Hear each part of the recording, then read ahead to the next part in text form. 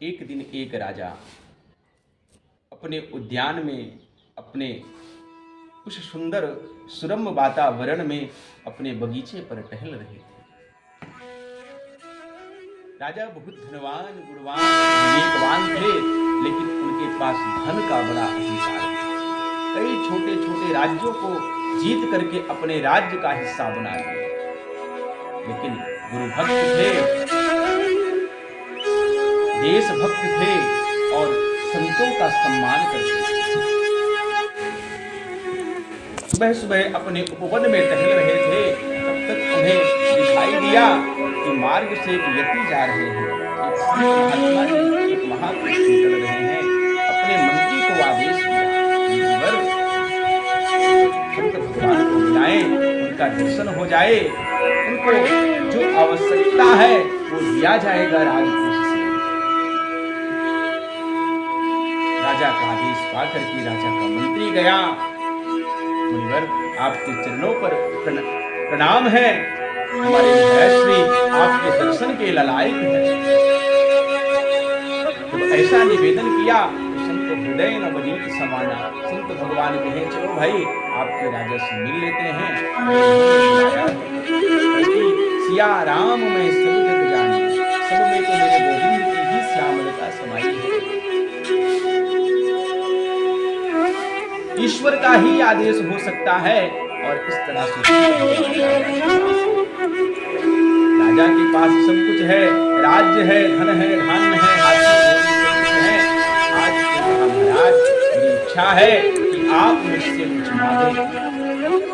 भगवान ने कहा, हम तो साधु महात्मा हैं, हमें हमारे जीवन में राम के सिवा कोई काम नहीं। संत का जीवन भी यही है, संत का चरित्र भी यही है। छीन फूट कौपीन के हाजी में खुशी रघुवर की अवसे इंद्र बापू। जिस महात्मा के पास, जिस यति के पास मात्र कौपीन के छीन फूट होते हैं, जीवन में संग्रहण नाम की कोई वस्तु ही नहीं। प्रसाद में रघुनाथ जी ने जो दे दिया उसी को रघुनाथ जी ही हृदय में बसते हैं। उनके लिए तो इंद्र का पद भी फूल के समान है। लेकिन राजा अपने धन के अहंकार में बार बार निवेदन किया, रे महाराज कुछ मांग लो, आज बहुत प्रसन्न है, कुछ लेना चाहते हैं। भगवान ने कहा, अरे राजन देखो, हमारे पास कोई वस्तु तो नहीं है, ये छोटा सा पात्र है, इस पात्र में जितना धन धान्य आ जाए वो भी वस्तु आप भेंट करना चाहते हैं।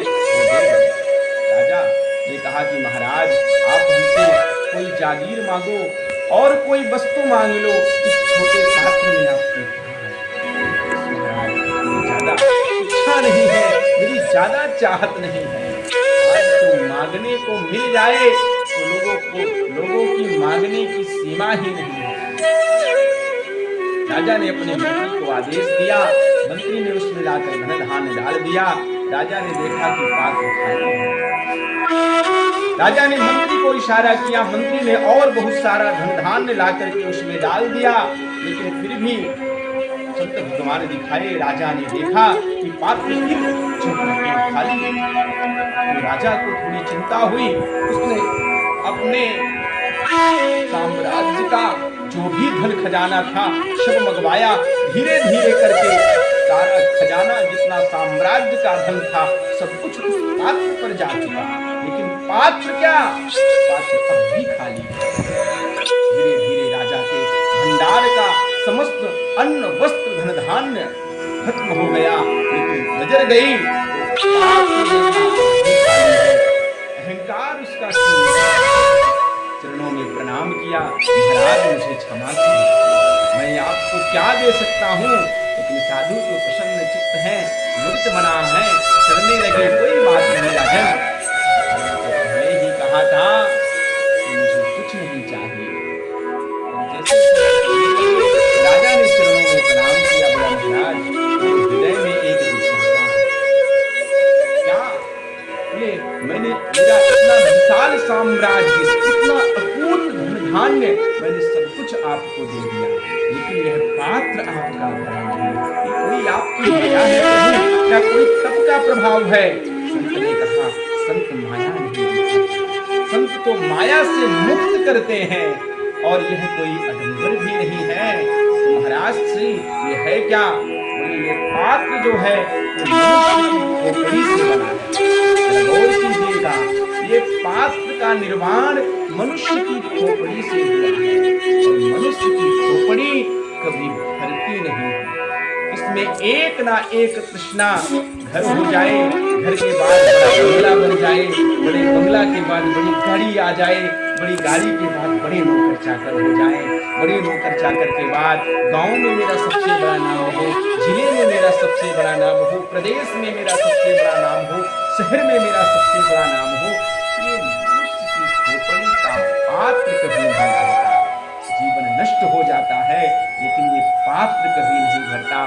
पात्र कभी भरता है जब हम भगवान के पात्र बन जाते हैं, जब हम कुपात्र से सुपात्र भगवान के पात्र बन जाते हैं।